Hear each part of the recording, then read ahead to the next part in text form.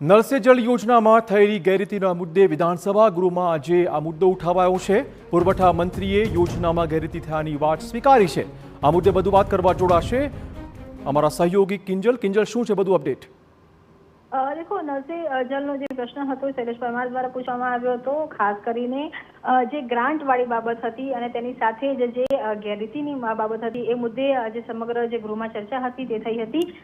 ત્યારે નલ સે જલમાં કેટલા કામ થયા તે પણ બતાવ્યું હતું, પરંતુ મહીસાગર જિલ્લામાં જે ગેરરીતિ થઈ છે તેનો પણ સ્વીકાર કરવામાં આવ્યો છે। હાલાકી સરકાર મક્કમ છે અને જે પણ પ્રકારની ઘટના થઈ છે તેને લઈ અને જે યોગ્ય કાર્યવાહી છે તે થઈ રહી છે તે પ્રકારની વાત પણ કરવામાં આવી હતી, પરંતુ મહીસાગર જિલ્લામાં ગેરરીતિ થઈ હોવાની પણ વાત સ્વીકારવામાં આવી છે।